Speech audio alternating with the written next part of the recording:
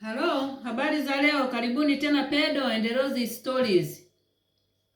Namshukuru Mwenyezi Mungu mwingi wa rehema, niko salama. Leo nazungumzia jinsi ya kuishi na maisha ya kumeza dawa za VVU kila siku. Jinsi ya kuishi na maisha ya kumeza dawa za VVU kila siku. Na wakati mwingine sio dawa za VVU tu, dawa za aina yoyote ile. Kama uko kwenye dawa endelevu, jinsi gani uishi na maisha ya namna hiyo?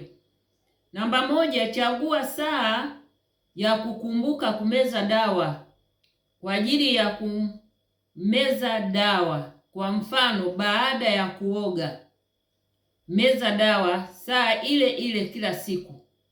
Inasaidia mwili kuwa na kinga au kiwango cha dawa sawasawa muda wote. Na ngoja nirudie tena, meza dawa muda ule ule. Kwa mfano, kama una tabia ya kuoga kila siku saa 2 ya asubuhi au saa 12 ya asubuhi, basi weka huo muda kwamba huu muda wa saa 12 naooga, nikishaoga tu muda huu nina meza na dawa zangu. Kwa hiyo itakusaidia, hiyo ndio itakuwa kama kumbukumbu yako kwamba kila siku ukishaoga tu asubuhi, unamaliza unachukua na dawa zako unameza, au pengine unameza, ukisha meza unakwenda kuoga. Yaani ile ndio njia ya kukukumbusha. Na unatakiwa umeze hizo dawa za VVU muda ule ule. Hii inasaidia kiwango cha dawa kisipungue mwilini, kikae sawa sawa. Yaani una balance ile dawa mwilini mwako, inakaa sawa sawa. Hakuna muda ambao dawa iko nyingi alafu muda mwingine dawa imepungua. Hapana. Alafu namba 2, tumia vikumbusho. Vikumbusho ni vitu ambavyo vinaweza kukusaidia wewe kukumbuka. Mfano kama alarm ya simu inakusaidia kukumbuka kumeza dawa. Namba 3, tumia sanduku la dawa la wiki. Kuna pills box, masanduku ya dawa. Kuna la wiki 1, kuna la wiki 2. Kwa hiyo unaweza ukaanza na la wiki 1.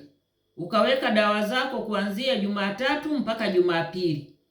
Kama unameza na asubuhi, basi jaza asubuhi, jaza na jioni.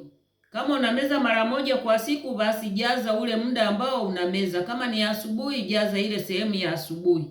Kama ni jioni, jaza ile sehemu ya jioni. Na utakapokuwa umesahau kumeza ile dawa, utakapokuja kufungua lile boksi, litakukumbusha, kwa sababu utazikuta zile dawa zikiwa pale pale. Kwa hiyo moja kwa moja utajua kumbe haukumeza dawa, ulisahau. Namba 4, unganisha na tabia nyingine.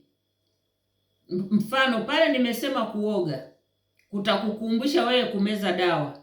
Lakini unaweza ukaunganisha pia na tabia nyingine. Mfano kupiga mswaki kila siku bila kukosa.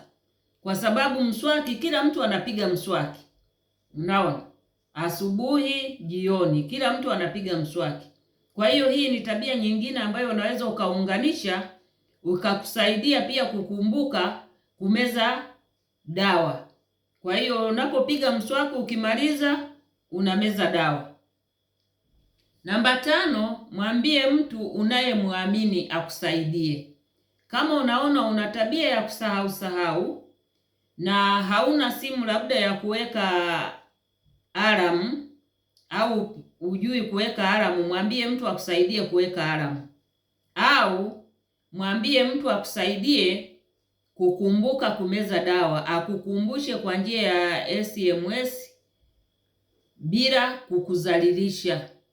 Na mtu huyu anaweza akawa ni mpenzi wako, anaweza akawa ni ndugu yako, rafiki yako unayemwamini, ambaye hawezi kukuzalilisha. Unajua mwingine anaweza akakukumbusha umeze dawa zako za VVU, lakini kwa njia ya kukuzalilisha wewe, kiasi kwamba unajisikia vibaya. Unaona sijui umemwambia wa nini. Kwa hiyo kuwa na mtu mwaminifu ambaye unajua kabisa ana utu, hana tabia ya kuzalilisha watu, basi anakuwa anakukumbusha wewe kumeza dawa. Alafu namba 6, weka dawa mahali unapoziona, lakini pawe salama. Weka dawa mahali ambapo unaziona ili ikusaidie kukumbuka, lakini hakikisha hapo mahali ni salama, sio hapafikiwi na jua, hakuna joto na ni mbali na watoto. Pia zungumza na daktari kuhusu madhara. Kabla hujaacha dawa, usiache tu kienyeji. Kama unaona dawa zinakupa kizunguzungu au dawa zinakupa kichefuchefu au dawa zinakupa uchovu, na hii ni hali ya mwanzoni unapokuwa umeanza hizi dawa za ARV, basi usiziache tu, zungumza na daktari. Unapopitia haya mambo ya kichefuchefu, kizunguzungu, uchovu, hii ndiyo hali ngumu ambayo watu wengi wanashindwa kuimudu, wanaamua kuacha dawa. Mimi nakwambia usiache dawa. Hii ni hali ya muda tu, baadaye hali hii huwa inakwisha.